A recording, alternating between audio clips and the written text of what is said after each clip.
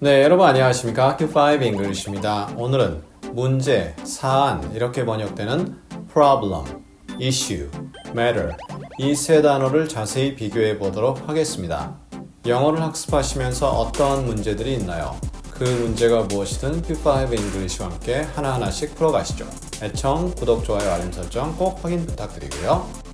먼저 problem, 문제 할 때 쓰는 표현입니다. 문제 그 자체죠. 작은 문제가 될 수도 있고 큰 문제가 될 수도 있습니다. 그리고 problem은 해결책이 있습니다.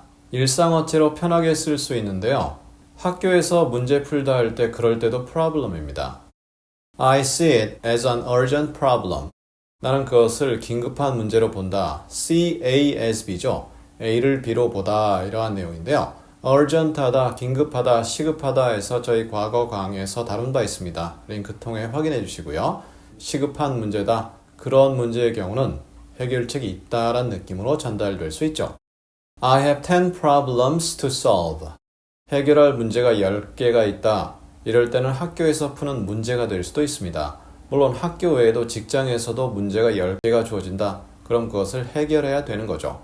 그럴 때는 수학 문제처럼 그런 문제도 될 수 있고요. 아니면 회사 내의 문제가 될 수도 있는 거죠. What's your problem? 이런 표현은 그냥 알아두시기를 제안드립니다. 쓰지 않으시기를 강하게 권장드리는데요. 너 문제가 뭐냐? 너 도대체 왜 그래? 이런 식으로 상대방에게 시비를 거는 품이다. 너무나 당황스럽거나 이해가 되지 않는 행동을 하는 거죠. 그래서 뭐가 문제인데? 도대체 왜 그래? 이러한 느낌입니다. What's your problem? 느낌만 가져보시길 강하게 제안드리고요. 그 다음에 issue라는 표현은요, 굳이 해석을 안 해도 우리말로 그냥 issue라고 합니다. 그럼 영어적 느낌은 뭐죠? 논란이 되는 문제입니다. 혹은 토론이 필요한 문제가 되겠죠. 사안인 거죠. 논란이 있고 또 중요한 느낌이 들어갑니다. 중요한 사안이죠. 당연히 의견의 불일치가 있습니다. 약간 격식적 느낌이고요. 어려운 결정이 동반되는 그러한 사안을 issue라고 합니다. We argued over the issue. 우리는 그 사안을 놓고서 말다툼을 벌였다, 논쟁을 했다, 언쟁을 했다 등등 여러 가지로 번역할 수 있죠. over, 무엇을 놓고서 이렇게 되잖아요. 그러니까 그 사안이 핵심이 되고 그 사안을 놓고서 서로가 말다툼을 벌였다 이렇게 이해됩니다. It's going to be a great election issue. 그것은 엄청난 선거 사안이 될 것이다. 또는 선거 이슈가 될 것이다. 번역 안 해도 바로 알아듣죠. 이 영상이 촬영되는 시점은 미국의 대통령 선거가 100여일 좀 남지 않은 상황인데요. 큰 돌풍이 있죠. 그 돌풍이 뭔지는 굳이 말씀 안 드리겠고요. 그럴 때 공화당이든 민주당이든 그 사안이 굉장히 큰 사안이 되는 거죠. 그럴 때 쓸 수가 있습니다. It's going to니까 그럴 것이다. 이미 그러고 있죠. 하지만 여기선 그럴 것이다 이렇게 하면 되겠고요. be going to는 급한 사안일 때 쓰지 않습니다. 또 의지가 들어갈 때 쓰지 않습니다. 그냥 그럴 것이다 라는 느낌이 전달되죠.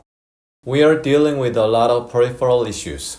우리는 많은 주변 사안을 다루고 있다. deal with 하면 cope with와 함께 저희 과거 강의에서 이미 다룬 바 있는데요. 링크 통해 확인해 주시고요. 어떤 문제를 다룬다, 사안을 다룬다 이렇게 되어 있는데 peripheral issues, 주변에 있는 문제들이다 해서 컴퓨터 같은 곳에 보면 peripherals 하면 주변 기기를 얘기하거든요. 그런 식으로 핵심, 중심이 아닌 주변의 할 때 쓸 수 있는 표현이죠.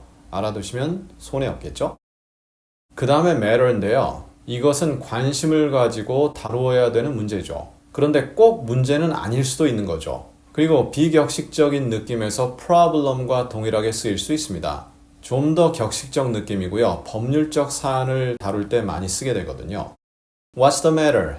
이거 뭐죠? 뭐가 문제냐? 해서 What's your problem? 아까 다룬 내용과 비슷하게 의미가 전달될 수도 있고요.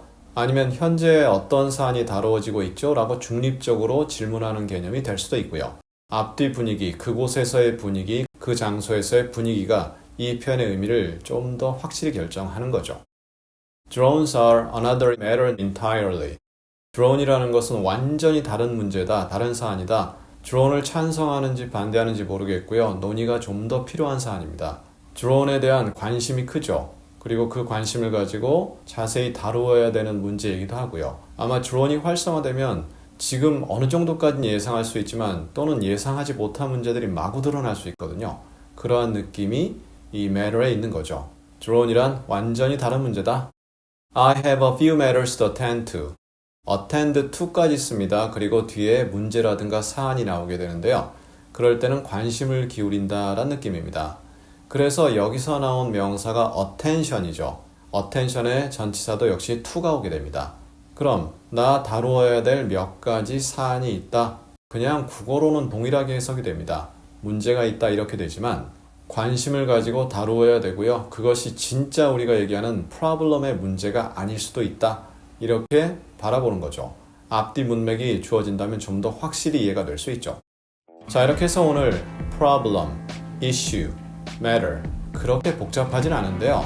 약간씩 다릅니다. 물론 섞어 쓸 수 있습니다. 하지만 이런 느낌 차이는 반드시 존재하니까요. 그 느낌을 꼭 가지고 이 표현들을 다시 한번 점검해 보시기를 제안드리면서요.